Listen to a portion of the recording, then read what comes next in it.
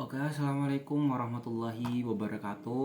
Perkenalkan, nama saya Muhammad Irfan Kurniawanto. Di sini saya akan menjelaskan materi tentang materi ke-9 tentang kurikulum kualitas statistik dan perencanaan produk syariah, integrasi SPC dan QFD dalam paradigma halalan thayyiban. Nah, yang pertama adalah filosofi kualitas paradigma halalan thayyiban. Kualitas tidak hanya berarti produk bebas cacat, tetapi juga halal sesuai syariah Islam. Thayyib, baik, aman, bermanfaat, dan berkualitas. Tujuannya membangun keseimbangan antara kepatuhan etika dan efisiensi operasional. Yang kedua adalah kualitas dalam perspektif global. Nah, dokumen mengaitkan kualitas dengan kepuasan pelanggan, konsistensi proses, keunggulan kompetitif, standar kualitas internasional, dan kebutuhan pasar modern. Yang ketiga adalah landasan statistical process control atau SPC. SPC biasanya digunakan untuk mengendalikan kualitas melalui data statistik. Fungsi utamanya yang pertama adalah memantau stabilitas proses, mengidentifikasikan variasi yang tidak normal, mencegah cacat sebelum produk sampai ke pelanggan. Nah, contoh alatnya control chart atau peta kendali, histogram, dan Pareto chart. Tujuan alat kualitas, quality tools. Beberapa alat yang diperkenalkan adalah T-sheet, Pareto diagram, fishbone diagram, histogram, scatter diagram, control chart, flow chart. Alat-alat ini biasanya membantu menemukan akar penyebab masalah kualitas. Yang keenam adalah Weston Electric Rules. 4 aturan untuk mendeteksi proses yang mulai tidak stabil meskipun titik data masih berada dalam batas kendali.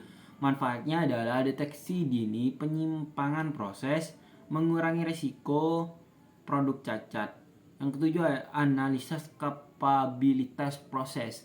Nah, biasanya mengukur kemampuan proses memenuhi spesifikasi pelanggan. Indikatornya adalah CP dan CPK. Interpretasi semakin tinggi nilai kapabilitas, semakin baik kemampuan proses menghasilkan produk sesuai standar.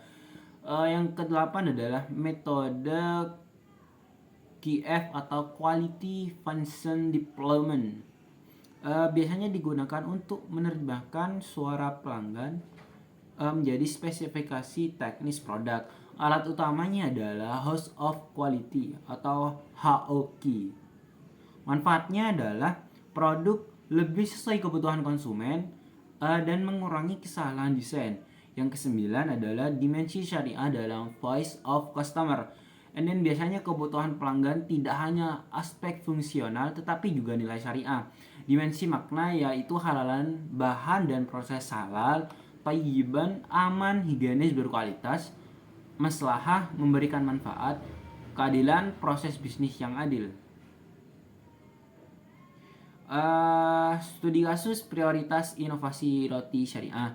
Analisis KFD digunakan untuk menentukan prioritas pengembangan produk roti syariah. Faktor yang diprioritaskan yaitu sertifikasi halal, kebersihan dan keamanan pangan, bahan baku berkualitas, dan kemasan yang baik. Nah, kesimpulannya pada presentasi kali ini yaitu SPC digunakan untuk memastikan proses produksi berjalan stabil dan menghasilkan kualitas yang konsisten, sedangkan KFD digunakan untuk merancang produk berdasarkan kebutuhan pelanggan. Dalam konteks syariah, kualitas tidak hanya diukur dari aspek teknis dan kepuasan pelanggan, tetapi juga dari kepatuhan terhadap prinsip halalan thayyiban sehingga produk menjadi halal, aman, berkualitas, bermanfaat bagi masyarakat. Sekian dan terima kasih. Wassalamualaikum warahmatullahi wabarakatuh.